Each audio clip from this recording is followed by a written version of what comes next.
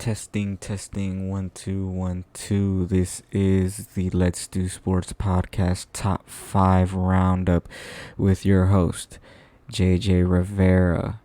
This has been a very interesting week to say the least in the world of sports. We're gonna get to the biggest stories.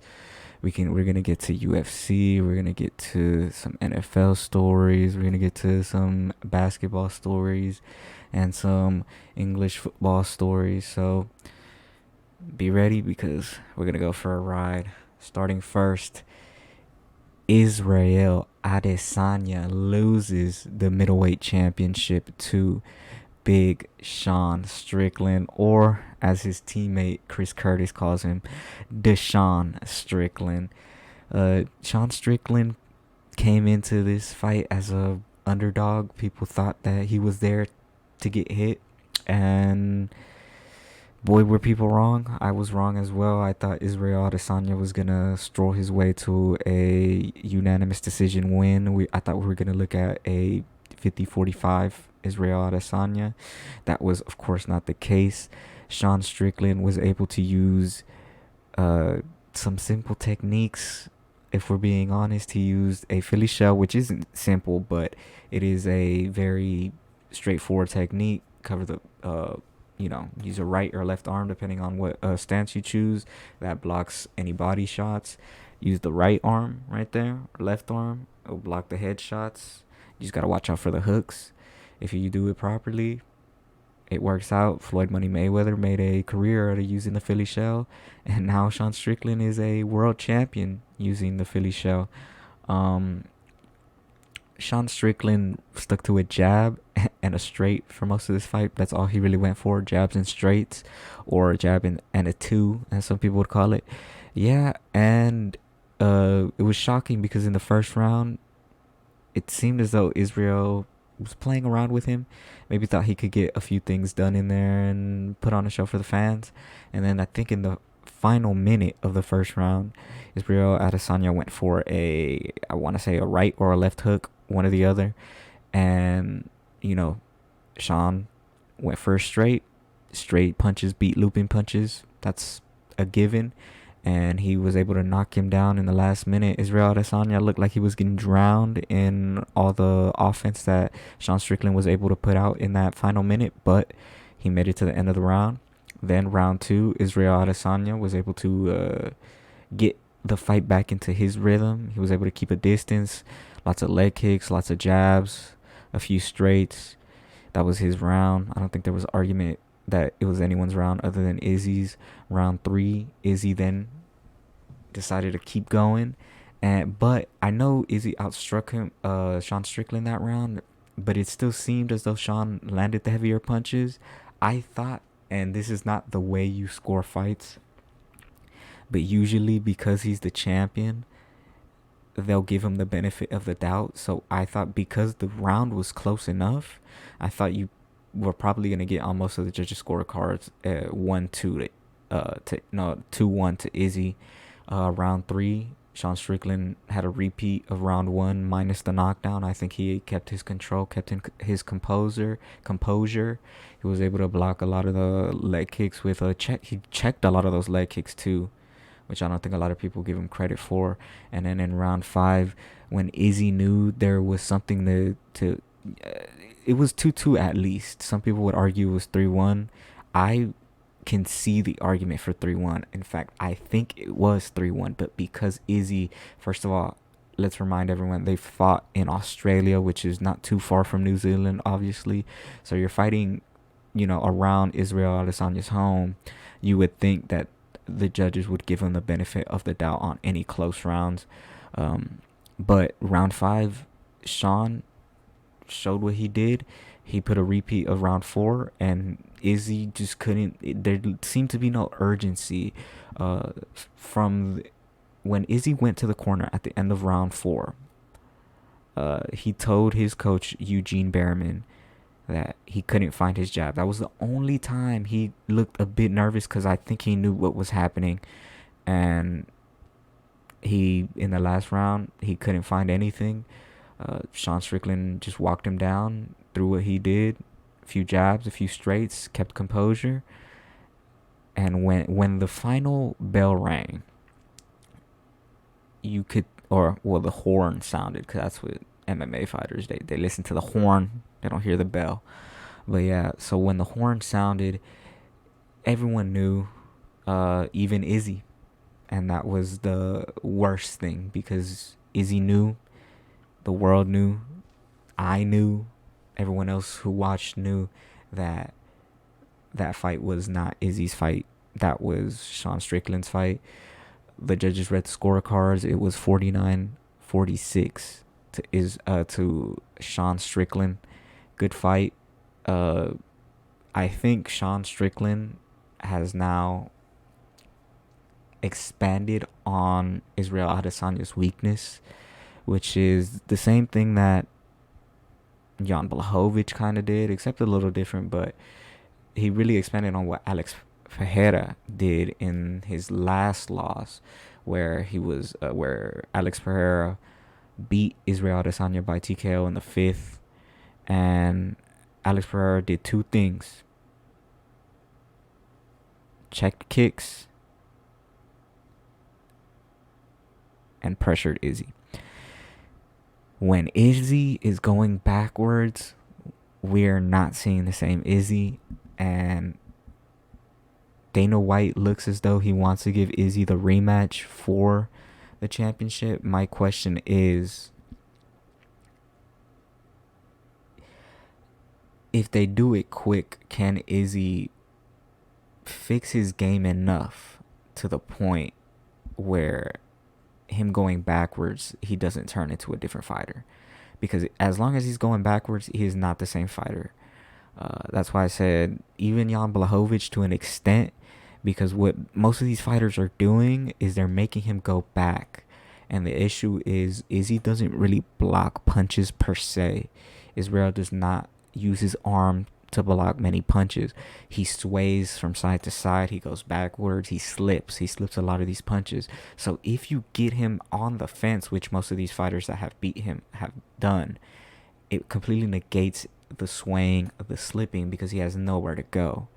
So I don't know if Izzy would even be able to win the rematch. What I will say is I think Izzy is still the best middleweight in the world in the UFC. But I think Sean Strickland might be his matchup nightmare. I think his style will negate what Izzy is able to do. But congratulations to Sean Strickland. A lot of people didn't believe he could do it. He himself said he's probably not supposed to be there, but he is there. And congratulations to the new world champion, Sean Strickland.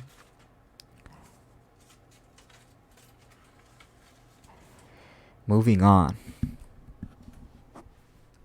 We have a big story in the world of American football and the NFL.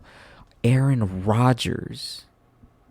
I repeat it one more time. Aaron Rodgers is now out for the season after only playing one series for the New York Jets. Aaron Rodgers came out, I think, flying the American flag. It was 9/11, so a great American tribute right there. But I think it was an incompletion and 2 run attempts, and then he got sacked. I think that's what happened. Something along those lines. Or either that or it was 2 pass attempts, a run, and then he got sacked. The issue is when Aaron got sacked, he got back up. Then he went straight back down. It was obvious to me that something was wrong when I saw him go back down. Even when he went down initially, I thought he tripped up on his ankle. I was more worried about a knee injury, but it came out the next day that Aaron Rodgers is now out for the whole season. He tore his Achilles. For those who don't know, it's the Achilles. Touch the back of your heel. Go a little bit up. That thing right there, that little muscle, that fiber right there, that thing controls you lifting your foot up like that. So he kind of needs it. He kind of needs one of those to play football. And He's out. He's out for the season. It's a very disappointment because I did really want to see him out of the Packers. Out of the game plan. I know he went on a retreat this offseason, and he really looked like he was trying to actually get to know the younger players. He looked like he had a good relationship with the younger players, which it did not look like, especially towards the tail end of his time in Green Bay, that he was doing. So good for Aaron on that, but it's very disappointing. Right here, I have on my notes: Zach Wilson survived. The Jets survive. Allen underperforms, which is just to say that Zach Wilson is gonna have to take up the mantle. I think they wanted him to at least play under Aaron 1 year, and I think the Jets maybe went into this whole thing with just with the idea that at the very least Zach Wilson plays under Aaron Rodgers for 1 year, and sadly, he's back where he is. Um, he's gonna struggle. He's gonna struggle for sure. I don't know what Wilson can necessarily get better on, because I think he's already a finished product. I don't think he's gonna get any much better or any much worse than what he is already. But what I will say is that Jets defense is gonna be, if he can just manage these games, if he can be the Joe Flacco of these New York Jets, they can go far. But without him, without Aaron Rodgers, with Zach Wilson is still prone to be making some mistakes. I just think it's more like his IQ. I think sometimes he misreads or panics a little bit under the pressure, and Aaron wasn't going to do that. But now that Aaron is gone, he's going to have to get better. I will say Josh Allen very much underperformed. He always tends to do this in the first few games of the season. I think he plays a little too cute. I don't like how he plays in the beginning of the seasons. I hate it. I feel like he always tries to just sling it downfield, and teams are ready for that. Hopefully he gets better. I don't think this means that they're gonna, start being worse or start being any much worse than they already are, or will get worse than they are. But I just think that was a bad performance from Josh Allen. On the happy notes about this game, Xavier Gipson, an undrafted free agent that was signed to the Jets for training camp. He came out of the University Stephen F. Austin. Interesting little tidbit. I have a cousin that graduated from Stephen F. Austin, so that's pretty cool. But yeah, so he was signed to the not the practice squad, the training camp, and he was able to make the final 53-man roster. And in this game, he was able to return return a kickoff for a touchdown to win the game for the Jets in overtime. Great little story for him. I hope he can stay on the field. I hope he, can get a bigger role. Right now, he's still kind of just a return man, and he's just kind of like an impact player, but maybe he can get to the point where they trust him enough to be a receiver or something along those lines. But great story for them. The Jets, they're going to have to really look at their options. I think there's a few QBs on free agency. I know Drew Lock is there, but I don't see why they would sign Drew Lock. I know Kaepernick is there, but we don't even really know if he's serious on returning to football. But there's a lot of I think not Tannehill, never mind. But there are a few QBs that could make a difference. We're not sure what they'll come up with, but shout out to the Jets for at least being resilient in a time where their leader goes down. Moving on to the other football, or as we love to call it in America, soccer, or as my people like to call it, football. It's a big story. Paul Pogba, for those who don't know, he's currently on Juventus.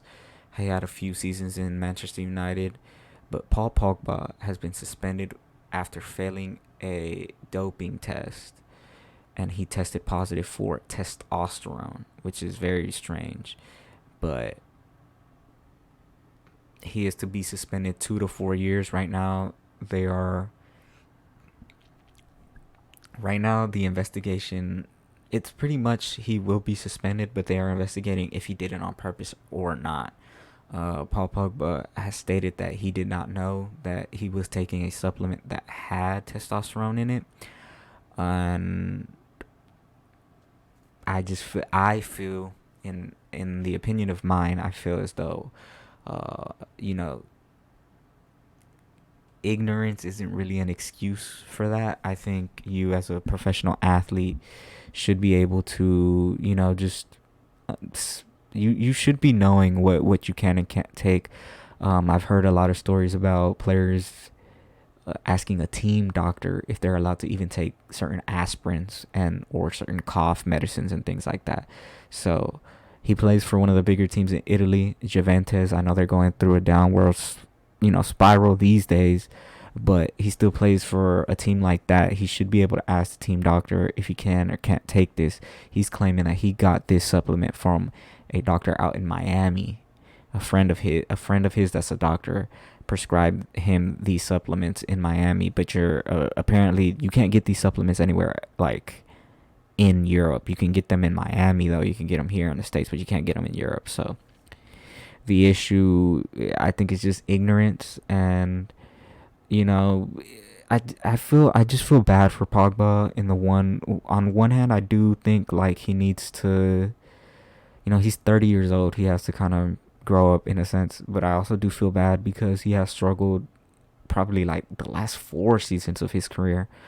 He played with Ronaldo when Ronaldo got there, or at least the last season before Ronaldo got there.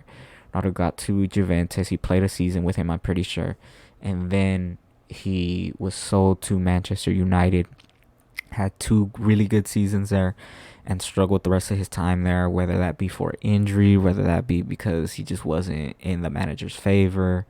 Um, he's struggled these past few seasons. I know last season at Juventus, the average football season for a European side, you're looking at 32 to 38 games, depending on the league, and Pogba only played 6. I think that was due to injury, but the issue is like he's only played 2 games this year. You know what I mean?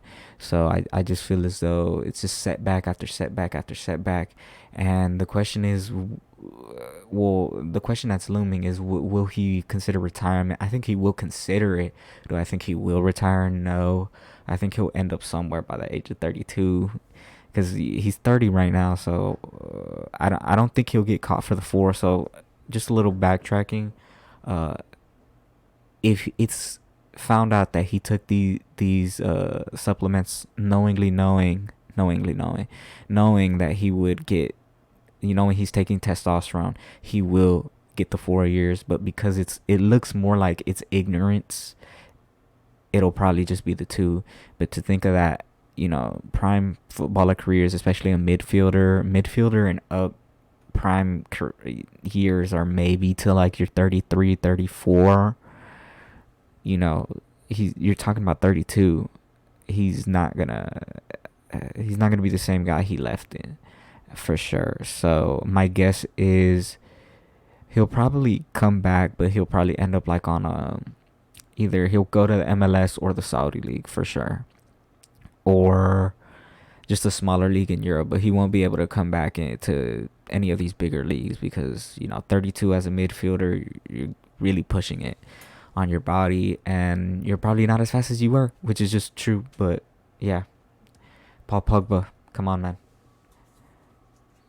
I know, man. I know he used to be one of my favorite players. I won't lie.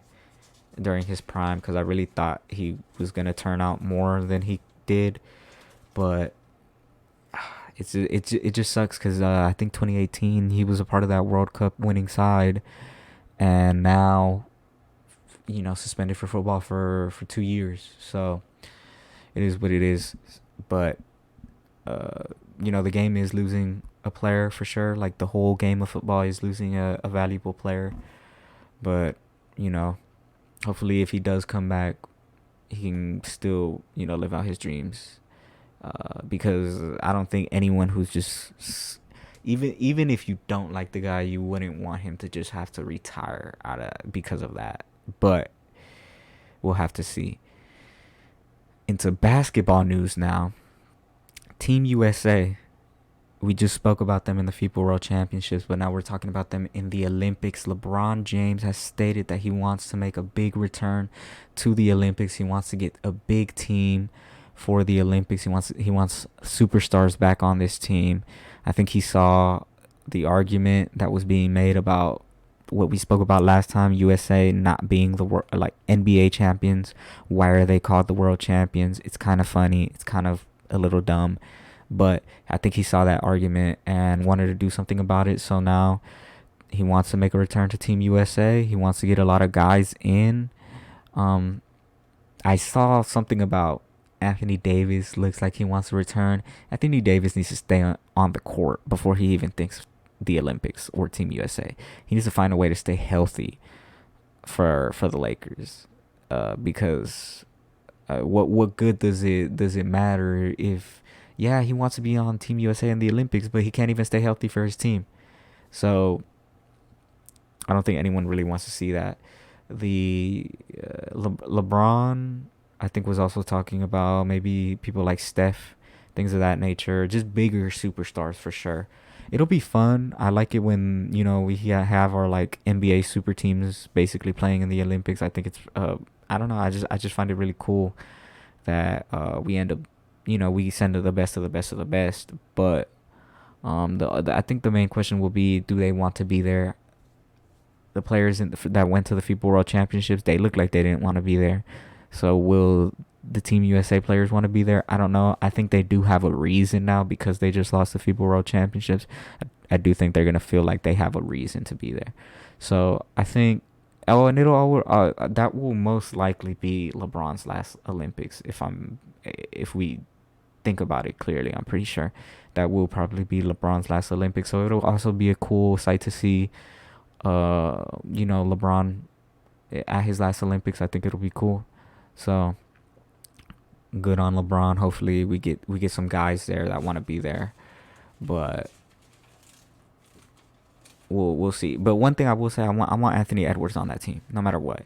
I know LeBron has his guys. I want Anthony Edwards to start. Anthony Edwards deserves to start. He was the only player in the FIBA World Championships that looked like he wanted to be out there and played hard. So I want Anthony Edwards to start that game. I don't care about the arguments. I don't care about the favorites. I think Anthony Edwards deserves to be starting in that game. In not that game, in that lineup, in that Olympic roster. And then the final story of today. That's my little drum roll. It's Deion Sanders and Colorado still being prime time. A lot of people thought, okay, well, they beat TCU, so what, right? TCU, I think, is going through a bit of a rebuild. I know they just went to the national championship last year or earlier this year, but you guys know what I mean. But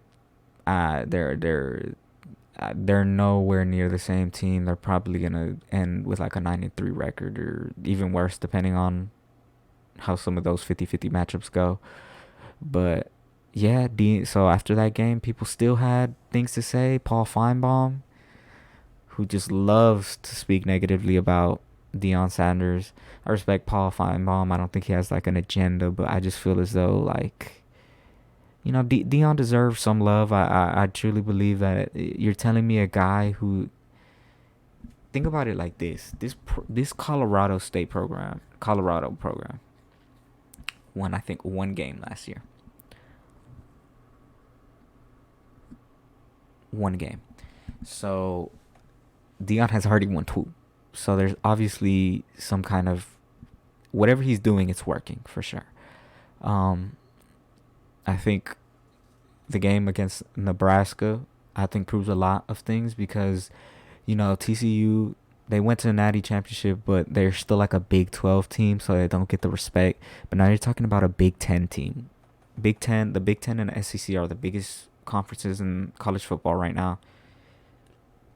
Not only by number of teams, but also just by sheer dominance in the college playoffs. and they were able to get the win. I know a lot of people, like, they just don't see what Dion is doing as like a good thing, and I think it's a great thing. Like I said, the portal, yes, the portal will change up, but I think this is just better for college football. I think stories like this in college football are great. Um, Shedeur, like for example, Shedeur just had a 393 passing yards. 393. That's a great game. That's Showtime Shedeur right there. That is him. That's what he does. We have a great game out of it. Xavier Weaver, 170 receiving yards. Travis Hunter, 73 receiving yards. These are great games. These are spectacular things we're watching, and people just want to put Dion and the Colorado guys down. I don't think it's right. I think Dion has is pretty much revolutionizing this game, especially at the college level, and I hope to see just more of it. Uh, Nebraska, on the other hand, they need to figure it out because they were supposed to be a pretty decent team this year, and now they're starting 0-2. Colorado 2-0. They have Colorado State, which should be a win, but we don't know. We don't know exactly what will happen. It's college football at the end of the day, but they should be getting the win against Colorado State. Colorado State, I think, is in the Mountain West, and Colorado is in the Pac-12, which is a Power 5 conference. So if they do things right, we're talking about a 3-0 start for this team. That's great. That's great. And for those who say I'll be honest, I think they'll probably only get 6 or 7 wins this year. This isn't to put them down, but it's the first year. It's okay if they don't win every game that they play. You know what I mean? I hope they win as many games as they can, but I'm pretty sure we're looking at a 6 to 7 win team. Um, but yeah, I think they'll make it to a bowl game, and I think this season will be a success. It'll be a failure to some people because all that talking and they can only win 6 to 7 games. He's taking a 1 win team to 6 to 7 wins. That's a big, big, just giant change. He's changing the culture. He's doing everything right. Colorado is looking like in a few years they could be something. It just depends on Dion's philosophy. Will he stay? Will he end up trying to go to the NFL? We don't know.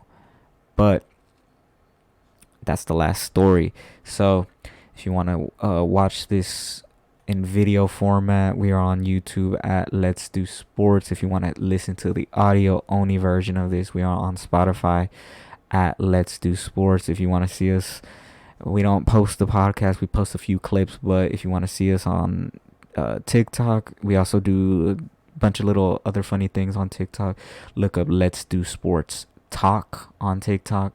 And then also, if you want to see a few clips, probably similar content to the TikTok, look us up on Instagram at Let's Do Sports. This has been the Let's Do Sports Top 5 Roundup with your host, JJ Rivera.